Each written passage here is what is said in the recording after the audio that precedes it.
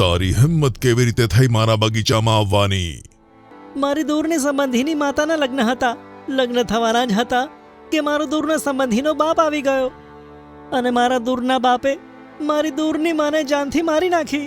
હું આંધળો અસહાય વાંદરો મારી દૂરની માની મૈયતમાં જતો હતો, પણ આંધળો હોવાને લીધે રસ્તો ભટક્યો અને અહીંયા આવી ગયો. શું તારી દૂરની માને તારા દૂરના બાપે મારી નાખ્યો? એક દિવસ પિંકી ચકલી ખાવાનું શોધતા શોધતા એક બગીચામાં પહોંચી કે જ્યાં ઘણા બધા પ્રકારના ફળો હતા. અરે વાહ, આ બગીચા વિશે તો મને ખબર જ નહોતી. અહીંયા તો બધા જ પ્રકારના ફળો છે. તે એક લીચીના ઝાડ પર બેઠી અને ખાવા લાગી. ત્યાં એક મોટો હાથ આવ્યો અને તેને જકડી લીધી. અરે અરે, કોણ છે? તેણે જોયું તો આ હાથ એક મોટા રાક્ષસનો હતો. આ બગીચો મારો છે. તે આ બગીચાના ફળો ખાઈને સારું નથી કર્યું. હવે તું અહીંયાથી ક્યારેય નહીં જઈ શકે, ક્યારેય નહીં જઈ શકે.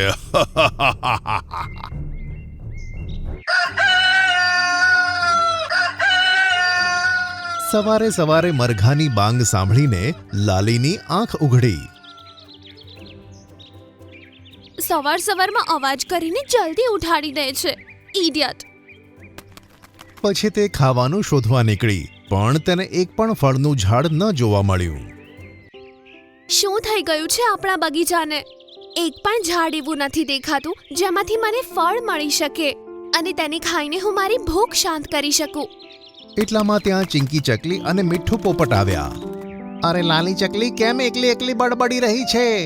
તો બીજું શું કરું હું? આપણા જંગલમાં ખાવા લાયક એવું કંઈ જ નથી બચ્યું. હવે તો લાગે છે ભૂખ્યા જ મરવું પડશે. એવામાં ત્યાં મોન્ટુ વાંદરો આવ્યો અને બોલ્યો કે ના, ભૂખ્યા મરવાની જરૂર નથી. હમણાં મને એક બગીચા વિશે ખબર પડી છે જ્યાં દરેક પ્રકારના ફળોના ઝાડ છે. તો ચાલો ને, મોડું કેમ કરો છો? બધા મળીને તે બગીચામાં ગયા. ત્યાં જોઈને બધાની આંખો તો ચકરાઈ ગઈ. અરે વાહ, આટલા બધા ઝાડ, આટલા બધા ફળ. મોન્ટુ વાંદરો કેળાના ઝાડ પર ચઢી ગયો.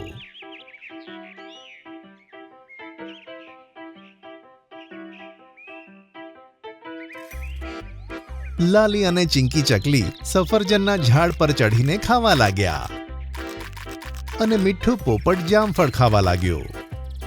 હવે તો આપણે રોજ અહીંયા આવીને દાવત કરીશું. અરે ઉભા રહો, તેવું વિચારતા પણ નહીં તો તમે પોતાનો જીવ ગુમાવશો. બધાની નજર પિંકી ચકલી પર પડી કે જેના પગ દોરડાથી બાંધેલા હતા. અરે, તને અહીંયા કોણે બાંધીને રાખ્યો છે? આ બગીચા ઉપર 3 આંખોવાળા રાક્ષસનો રાજ છે. જે પણ પ્રાણી કે પક્ષી અહીંયા આવે છે તે તેને કાચું ખાઈ જાય છે. જો એવું હોય તો હજી સુધી તું જીવતી કેમ છે? કોણ આવ્યું છે મારા બગીચામાં? હમણાં તેને ખાઈને મારી ભૂખ શાંત કરું છું. આવો ભયાનક અવાજ સાંભળી બધા પક્ષીઓ છુપાઈ ગયા, પણ મોન્ટુ વાંદરો પોતાને છુપાવી ન શક્યો.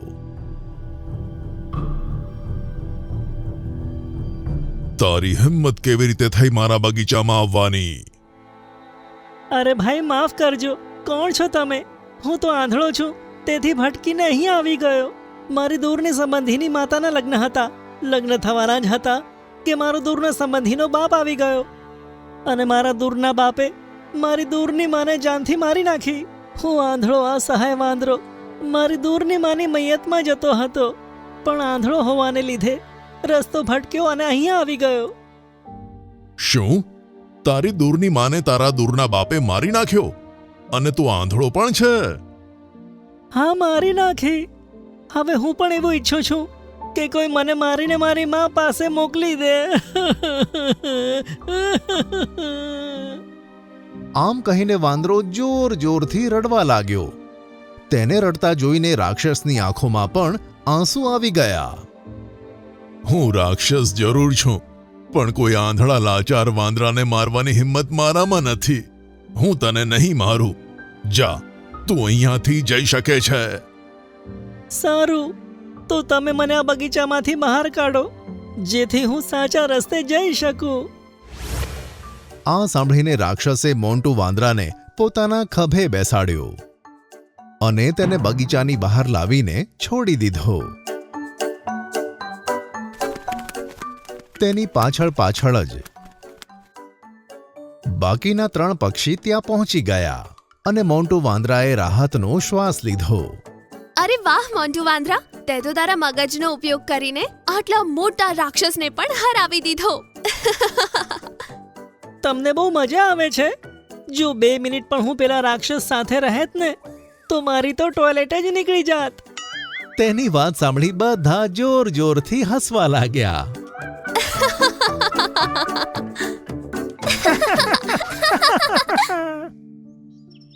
સાંજ પડતા જ્યારે બધાને ફરીથી ભૂખ લાગી ત્યારે લાલી ચકલીએ બધાને કહ્યું કે અહીં ભૂખ્યા મર્યા કરતા સારું છે પેલા બગીચામાંથી રાક્ષસનો કબજો હટાવીને ત્યાંના ઝાડના ફળ ખાઈને આપણું જીવન શાંતિથી વિતાવીએ. તો બતાય તારો શું પ્લાન છે? અમને તો કશી ખબર નથી પડી રહી. મારા મત પ્રમાણે તો આપણે પેલી ચકલીની વાત સાંભળી લેવી જોઈએ અને પછી આગળનો પ્લાન કરવો જોઈએ. આપણે દૂરથી જ તે રાક્ષસ ઉપર નજર રાખીશું. જ્યારે તે સૂઈ જશે ત્યારે આપણે છુપાઈને પેલી ચકલી જોડે જઈને વાત કરીશું. સારું, જીવવા માટે આવું પણ કરીને જોઈ લઈએ. હવે આ 4 જણા પેલા બગીચામાં પાછા ગયા. તેમણે જોયું કે પેલો રાક્ષસ પિંકી ચકલીને સફરજન ખવડાવે છે. મારે નથી ખાવ, મારે આઝાદી જોઈએ. તો ક્યાં સુધી મને આવી રીતે કેદ કરીને રાખીશ? જ્યારે હું આ બગીચામાં આવ્યો ને ત્યારે મને બીક હતી કે ક્યાંક મોટું જાનવર આવીને મને મારી ના નાખે. તેથી મેં મારો જીવ તારામાં નાખી દીધો. હવે કોઈ પણ મારી ઉપર હુમલો કરશે ને તો હું નહીં મરું. પણ જો કોઈએ તને મારી નાખી તો હું પણ મરી જઈશ. તેથી હવે હું તને ક્યારેય આઝાદ નહીં કરું. સાંભળ્યું તમે બધાએ? હા, મને બધું ખબર પડી ગઈ. આ નિર્દોષ ચકલીને તેણે એટલા માટે કેદ કરીને રાખી છે કારણ કે તેને પોતાનો જીવ તેની અંદર નાખ્યો છે. હવે 4 જણાએ મળીને એક પ્લાન બનાવ્યો. રાક્ષસ જ્યારે સૂઈ ગયો ત્યારે 4 જણા પિંકી પાસે ગયા. તેમણે પિંકીને બંધનમાંથી મુક્ત કરી અને કંઈક સમજાવ્યું. ઘણા સમય પછી જ્યારે રાક્ષસ જાગ્યો ત્યારે તેણે તેની સામે ચિંકી, લાલી અને મીઠુને જોયા.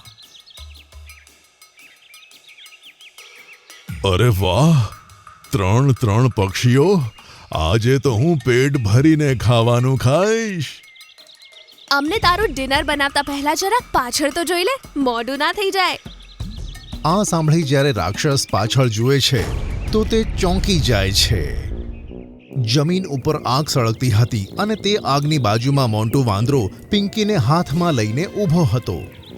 પિંકી ચકલીને આગની ઉપર જોઈને રાક્ષસ તો ડરી જ ગયો. તેને આગથી દૂર રાખો, છોડી દો એને. અમને ખબર છે કે તારો પ્રાણ તેની અંદર રહેલો છે, તેથી અમે આ ચકલીને બાળવા જઈ રહ્યા છીએ. ના ના, એવું ના કરતા. તમે જે કહેશો એ જ હું કરીશ. ઠીક છે, સાંભળ. સૌથી પહેલા તારે તારો પ્રાણ આ ચકલીમાંથી કાઢીને આ સફરજનના ઝાડમાં નાખવો પડશે. પછી તું હંમેશા આ ઝાડ અને બગીચાનું માણસોથી રક્ષણ કરીશ. અહીંયા ક્યારે પણ કોઈ પ્રાણી કે પક્ષી આવે તો તું તેને ફળ ખાવાથી રોકીશ નહીં. બોલ, મંજૂર છે કે બાળી દઈએ ચકલીને? ના ના, મને મંજૂર છે. આમ કહીને રાક્ષસે પોતાનો જીવ પિંકી ચકલીમાંથી નીકાળીને તે ઝાડમાં નાખી દીધો. હવે બધા પક્ષીઓ દૂર દૂરથી ત્યાં આવતા અને પોતાની પસંદગીના ફળો ખાતા. તે રાક્ષસ હવે બગીચાનો રક્ષક બની ગયો. જ્યારે પણ કોઈ ક્રૂર માણસ ત્યાં આવતો ત્યારે તે રાક્ષસ તેમને ડરાવીને ભગાડી દેતો. જંગલના વેસ્ટમાં એક કાળી ગુફા છે જ્યાં એક ભૂત રહે છે. જો તું એ ભૂતને હરાવીને એને ત્યાંથી ભગાડી દે તો હું તને માની જઈશ. સોમ સરોવર તેની સુંદરતા અને તેમાં રહેતા ભોળા પશુ પક્ષીઓને કારણે ખૂબ જ પ્રચલિત હતું. તે જાનવરોમાં એક મોન્ટુ હાથી પણ હતો જે સૌથી બુદ્ધિશાળી અને બહાદુર હતો.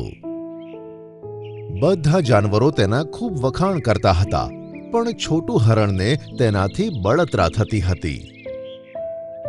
એક દિવસ મોન્ટુ હાથી જાનવરોની સાથે બેઠો બેઠો વાત કરતો હતો. ત્યાં જ છોટું હરણ બોલ્યું કે મોન્ટુ હાથી, હું તારી વીરતા અને બુદ્ધિમત્તાની પરીક્ષા લેવા માંગુ છું. શું તું આપવા માંગીશ? કેવી પરીક્ષા? જંગલના વેસ્ટમાં એક કાળી ગુફા છે જ્યાં એક ભૂત રહે છે. કોઈ પણ પશુ જો ત્યાંથી રાતના સમયે નીકળે તો એ એનું બધું જ લૂંટી લે છે. જો તું એ ભૂતને હરાવીને એને ત્યાંથી ભગાડી દે તો હું તને માની જઈશ. બધાને જ ખબર છે કે મોન્ટુ હાથી જેવું બીજું કોઈ નથી. પછી તેને પ્રૂફ કરવાની શું જરૂર? ના રીછ, હું ત્યાં જરૂર જઈશ. મને મારી ઉપર પૂરો ભરોસો છે. મોન્ટુ હાથીએ કંઈક વિચાર્યું અને બતક પાસેથી એક ઈંડું મંગાવ્યું.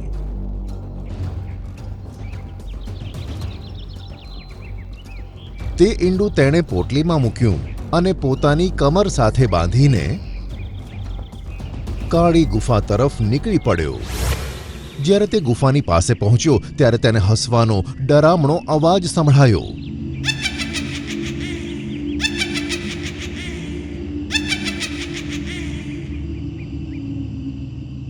ત્યાં જ તે ભૂત તેની સામે આવી ગયું. જોવામાં તે ભૂત વાંદરા જેવું શરીર ધરાવતું હતું. જો તેને બીજું કોઈ જાનવર જોઈ જાત તો તે તો બીકને મારે હાલત ખરાબ થઈ જાત. પણ મોન્ટુ હાથી તેને જોઈને જરા પણ ડર્યો નહીં. જે કંઈ પણ તારી પાસે છે અહીંયા મૂકીને ભાગી જા. તું છે કાળી ગુફાનો ભૂત, એક હાડ પિંજર. હું એક ભૂત છું. તને મારાથી બીક નથી લાગતી? મને બિલકુલ ડર લાગતો નથી, પણ ઉલટાનું એવું લાગે છે કે તું મારી સાથે લડવાને લાયક નથી. હું લડાઈ કરી શકું છું અને તને હરાવી પણ શકું છું. ઠીક છે, લડી લેજે, પણ તે પહેલા તારે પ્રૂફ કરવું પડશે કે તું મારી સાથે લડવાને લાયક છે. બોલ, શું કરવાનું છે? સાંભળીને મોન્ટુ હાથીએ એક સફેદ પથ્થર જમીન પરથી ઉપાડ્યો અને તેના હાથમાં મૂકી દીધો. જો તારા હાડકામાં જીવ છે તો તું બે હથેળીની વચ્ચે આ પથ્થરને મૂકીને તેને તોડી નાખ. આમાંથી સફેદ પીળું લિક્વિડ નીકળશે.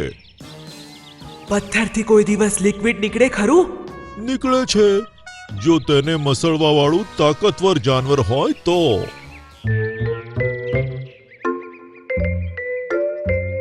આ સાંભળીને ભૂતે પોતાની હથેળીઓની વચ્ચે તે પથ્થર મૂક્યો અને ખૂબ મસળ્યો. પણ તે પથ્થર ટસથી મસ ના થયો. લાવ, તારા ગજાની વાત નથી. કહીને તેણે ભૂતના હાથમાંથી પથ્થર લઈ લીધો. હવે તું તોડીને દેખાડ. મોન્ટુ હાથીએ તે પથ્થર ચાલાકીથી તેની નજરોથી બચાવીને એક તરફ ફેંકી દીધો અને પછી પોતાની પોટલીમાંથી તે ઈંડું નીકાળીને પોતાની હાથની વચ્ચે મૂક્યું. આ જો, હવે મારી તાકાત. પછી હાથીએ પોતાની હથેળીની વચ્ચે ઈંડાને દબાવ્યું. ત્યાં તો ચટક દઈને અવાજ આવ્યો અને ઈંડામાંથી પીળું પ્રવાહી નીચે જમીન ઉપર પડ્યું. આ જોઈને ભૂત તો એકદમ ચોંકી ગયું. જોઈને મારી તાકાત?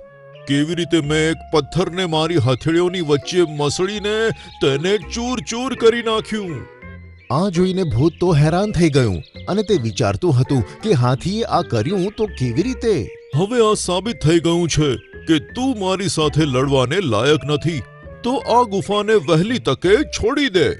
મોન્ટુજી, અત્યારે મને આજની રાત માટે અહીંયા રોકાવા દો અને તમે પણ રોકાઈ જાઓ.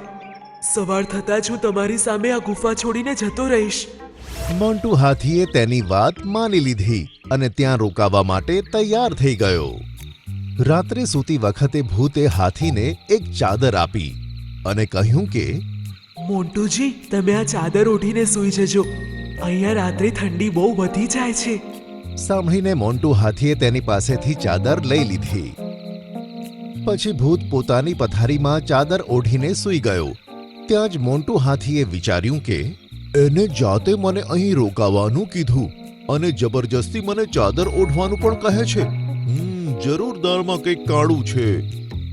આમ વિચારીને હાથીએ થોડાક પત્તા પોતાની પથારીમાં નાખ્યા. પછી તકિયું મૂક્યું અને તેની ઉપર ચાદર ઢાંકી દીધી. તે જોઈને એવું લાગતું હતું કે તે ચાદરની અંદર હાથી સૂતેલો છે અને પછી હાથી એક ખૂણામાં જઈને સંતાઈ ગયો. ઘણા સમય પછી ભૂત પોતાની પથારીમાંથી ઉઠ્યો અને પાસે રાખેલો દંડો તેણે ઉઠાવી લીધો અને મોન્ટુ હાથીની પથારીની પાસે પહોંચ્યો. હવે તેને ચાદરમાં ઢાંકેલા તકિયાને મોન્ટુ હાથીનું માથું સમજ્યું અને પૂરી તાકાત લગાવીને તેણે દંડો માર્યો. મોન્ટુ હાથી આ બધું જોઈ રહ્યો હતો. ઓહો, તો આ મને સૂતા સૂતા જ મારી નાખવાનો પ્લાન બનાવી રહ્યો હતો. આટલી જોરથી દંડો માર્યો, ચીસ પણ ના પાડી. લાગે છે બેભાન થઈ ગયો છે. કહીને તેણે બીજી 7 વાર એ જ જગ્યાએ દંડા માર્યા. લાગે છે મરી ગયો છે. હવે સવારે આને બહાર ફેંકી દઈશ. હવે હું શાંતિથી સૂઈ જાઉં છું. અને પછી પોતાની પથારીમાં જઈને સૂઈ ગયો. તેના સૂતા જ મોન્ટુ હાથી પોતાની પથારીમાં ગયો. તેને રાખેલા પત્તા હટાવ્યા અને તે પણ સૂઈ ગયો. સવારે જ્યારે ભૂત જાગ્યું ત્યારે સીધું મોન્ટુ હાથીની પથારી પાસે પહોંચી ગયું. તે ચાદર હટાવીને જોવાનો જ હતો ત્યાં તો મોન્ટુ હાથી જાગી ગયો. મોન્ટુજી, તમે ઠીક તો છો? ઊંઘ સારી આવીને? હા, ખૂબ જ સરસ ઊંઘ આવી. બસ એક ઉંદર મને હેરાન કરતો હતો. એટલે? અરે, જ્યારે હું સૂતો હતો ત્યારે મને લાગ્યું કે એક નાનો ઉંદર મારા મોઢા ઉપર દોડી રહ્યો હતો. ચાદર મોઢા ઉપર હતી તેથી મેં ઉઠાઈને તેને જોવાનો પ્રયત્ન ન કર્યો, પણ ઊંઘ સરસ આવી ગઈ. હો, આ જોઈને ભૂતે 1 મિનિટ પણ ના લગાવી અને ફટાફટ ત્યાંથી રફુ ચક્કર થઈ ગયું. મોન્ટુ હાથીએ જોયું કે તે ગુફામાં ઘણું બધું ધન રાખેલું હતું કે જે ભૂતે જુદા જુદા જાનવરો પાસેથી લૂંટ્યું હતું. તે બધું ધન તેણે પોતાની પાસે લીધું અને જંગલ જઈને બધા જાનવરોને તે સરખે ભાગે વહેંચી દીધું. છોટું હરણ તો આ જોઈને બળીને રાખ થઈ ગયું. તે કશું જ બોલવાને લાયક ન રહ્યું. અને આ રીતે મોન્ટુ હાથી પહેલાથી પણ વધારે પ્રખ્યાત થઈ ગયો અને બધા તેને પહેલાથી પણ વધારે માન આપવા લાગ્યા.